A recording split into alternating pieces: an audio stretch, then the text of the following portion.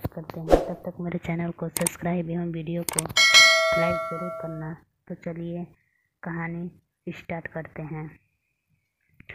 रहमतपुर गांव में रोहन नाम का एक लड़का रहता था।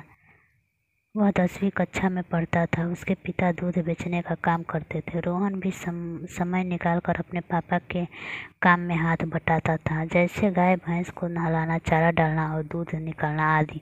रोहन घर के काम के साथ साथ पढ़ाई में भी अधिक ध्यान देता था, जिसके कारण वह हर वर्ष अपनी कक्षा में प्रथम स्थान हासिल करता था। 10वीं बोर्ड की परीक्षा हुई, जिसमें रोहन ने पूरे स्कूल में पहला स्थान प्राप्त किया। स्कूल में सम्मान समारोह का आयोजन किया गया।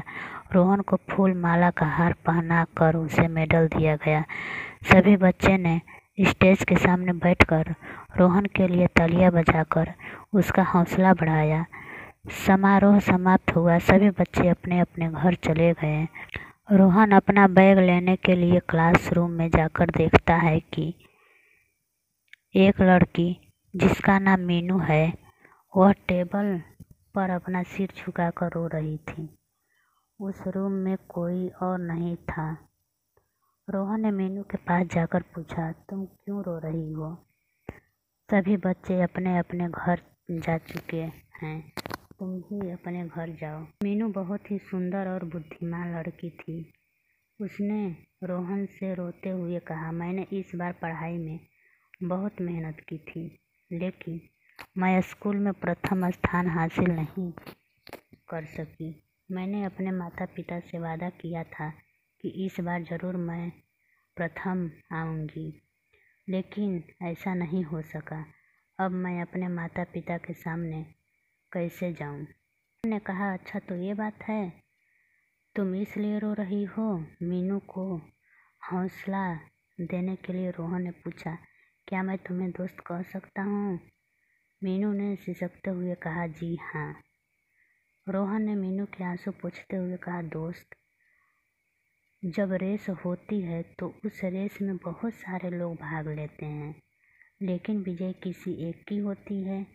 ठीक इसी प्रकार हम सभी पूरे साल मेहनत करते हैं, लेकिन परीक्षा में किसी एक को ही प्रथम स्थान प्राप्त होता है। इस बार अपनी कमियों को ध्यान में रखकर पढ़ाई करो। मुझे पूरा विश्वास है कि तुम प्रथम स्थान जरूर प्राप्त करोगी। रोहन की बातें सुनकर मीनू के अंदर एक नई चेतना सी जग गई। वह दोनों हाथों से रोहन को पकड़कर उसके गले लगकर तेज तेज रोने लगी। रोहन ने भी अपने दोनों हाथों से मीनू को पकड़कर गले से लगा लिया। इस तरह से दोनों कुछ मिनट तक एक दूसरे के गले लगे रहे।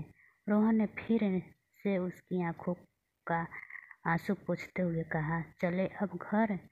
मीनू ने हल्की सी मुस्कान और इशारे से हाँ कहा। रोहन उसके चेहरे को देख उसके अंदर मीनू के लिए प्यार उमड़ पड़ा। रोहन मीनू को उसके घर पर छोड़कर अपने घर को चला गया। घर जाकर रोहन और मीनू पूरी रात सो नहीं सके। दोनों के सामने एक दूसरे के चेहरे ही दिख रहे थे।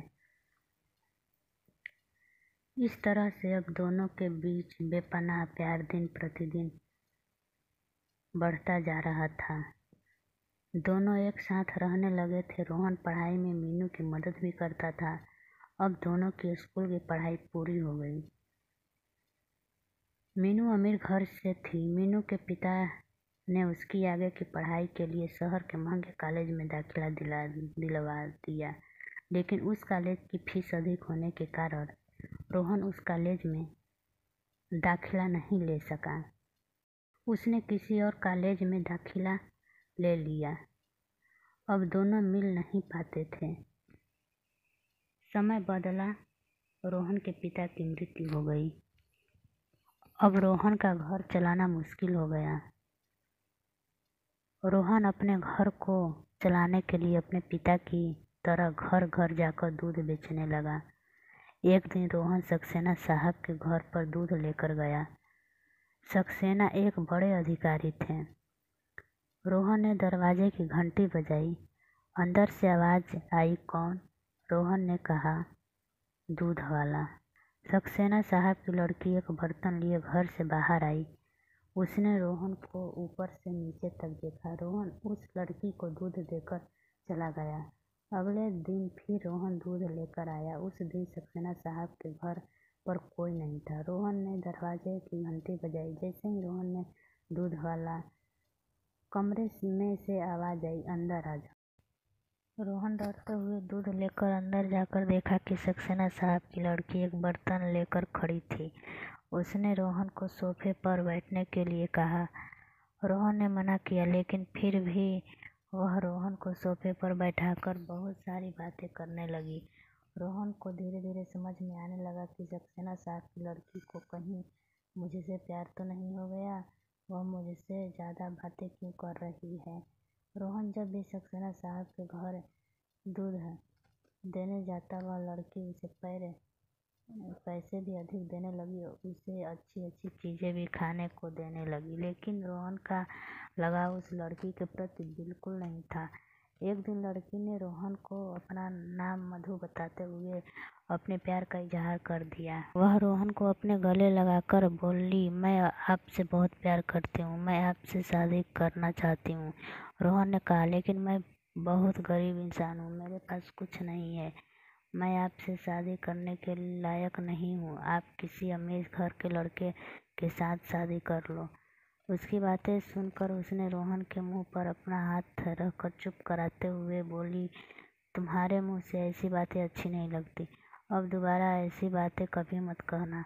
रोहन ने अपने पहले प्यार के बारे में बताना चाहा, लेकिन मधु ने दोबारा से यह कहते हुए उसका मुंह बंद कर दिया कि मुझे अब आपसे कुछ नहीं सुनना, मैं आपसे शादी करूंगी। रोहन अपने घर आकर सोचने लगा कि मधु के पीछा कैसे छुड़ाए।